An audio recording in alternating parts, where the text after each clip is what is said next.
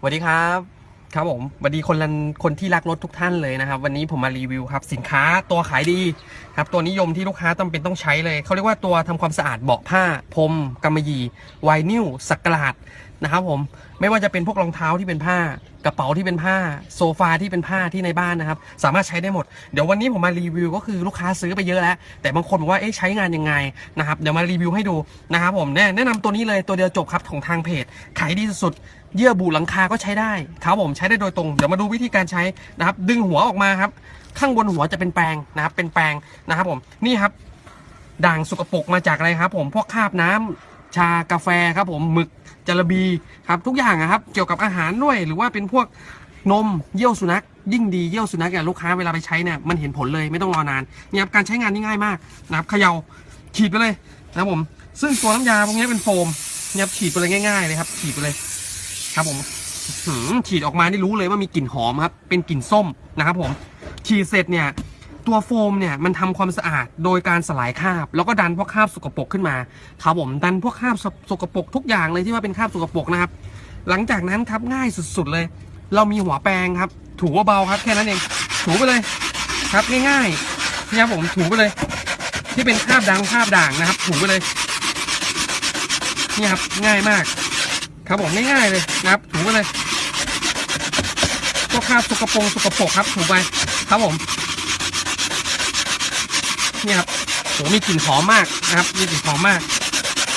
ครับผมหลังจากนั้นครับเราใช้ผ้าสะอาดครับผ้าสะอาดครับเสื้อเก่าๆที่ไม่ได้ใช้ก็ได้ครับเช็ดเลยครับง่ายๆนะครับเช็ดเลยครับผมนี่ครับนี่ง่ายมากนะครับผมง่ายมากนะครับผมนี่ง่ายมากเลยครับผมแล้วสำคัญเลยนะครับปล่อยแห้งได้เลยครับผมปล่อยแห้งได้เลยลูกค้าที่อยู่คอนโดอยู่อพาร์ตเมนต์นะครับใช้งานง่ายๆก็คือ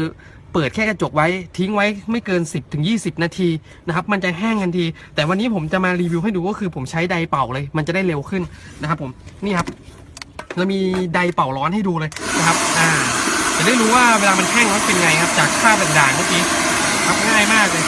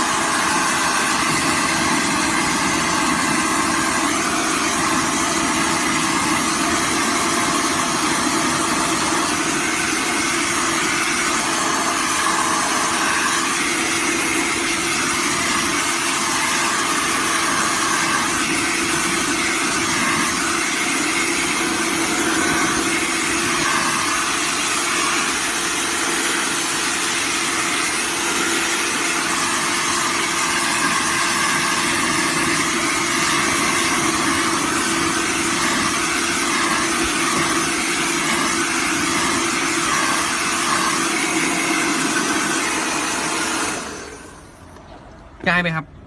ง่ายสุดๆครับขาวสะอาดนะครับผมขาวสะอาดเลยนะครับผมนี่ง่ายๆเลยครับผมนี่ครับกระป๋องเดียวเลยผมแนะนำเลยครับแล้วในงานนี้ถูกมากครับไม่ได้แพงเลยครับจัดรายการเลยสำหรับลูกค้าแฟนเพจนะครับผมที่อยากลองไปใช้เนี่ยใช้ง่ายไหมครับใช้ง่ายมากโซฟากระเป๋าในรถในบ้านเบาะพรมผ้ากำมะหยี่ทุกอย่างที่เป็นตระกูลผ้าลูกค้าใช้ได้หมดแม้กระทั่งพวกที่นอนที่เรานอนกันทุกวันเนี่ยครับและสำคัญอีกอย่างหนึ่งลูกค้าประจำจะชอบตรงที่ว่าลูกค้าเลี้ยงหมาเลี้ยงสุนัขครับเวลามันเยี่ยวใส่เนี่ยมันจะมีกลิ่นอับนี่คือเบาะผ้ามันมีข้อเสียมันมีกลิ่นอับเวลาสุนัขมันเยี่ยวใส่แล้วมันจะมีกลิ่นส่วนตัวนี้มันมีกลิ่นส้มครับมันสามารถสลายพวกคราบกลิ่นพวกนั้นได้ด้วยถ้าใช้ในรถผมบอกได้เลยรับประกันในงานนี้ครับผมจัดรายการเลยแต่สินค้าต้องบอกอย่างหนึ่งนะครับมีจำนวนจำกัดถ้าลูกค้าสนใจก็สั่งได้เลยติดต่อทางเพจมาครับผมตัวนี้ผมจัดรายการครับไม่แพงครับไม่แพงติดต่อราคาเพจได้เลยถูกสุดสำคัญก็คืออีกอย่างหนึ่งครับเรามีผ้าแถมให้นะครับลูกค้าไม่ต้องหาซื้อผ้าครับวันนี้มาแนะนำสินค้าดีๆนะครับแล้วก็ยังสามารถใช้กับพวกนี้ได้ด้วยนะครับพวกนี้ครับผมพวกไฟเบอร์อย่างเงี้ยสามารถใช้ได้หมดเลยนะครับผมเดี๋ยววันหลังจะมารีวิวให้ดูแล้วก็เยื่อบุหลังคานะครับเยื่อบุหลังคาที่เรานั่งทุกวันที่มีคราบครับผมสนใจตัวไหนไม่เข้าใจตรงไหนสอบถามได้ลูกค้าอยู่ต่างจังหวัดมีเก็บเงินปลายทางต้องบอกอย่างหนึ่งมีเก็บเงินปลายทางไม่ต้องโอนนะครับเก็บเงินปลายทางเลยครับผมแค่สั่งที่อยู่เบอร์โทรมาจบเลยนะครับผมจบเลยใครไม่เข้าใจยังไงก็โทรมาติดต่อหน้าเพจครับเรายินดีสอบถามไม่ซื้อไม่ว่าครับนี่ครับผมเดี๋ยวจะมีรูปเปรียบเทียบให้ดูนะครับสะอาดไหมครับโอ้โหสะอาดมากครับผมเนี่ยง่ายครับผมเดี๋ยววันนี้กราบขอบพระคุณมาก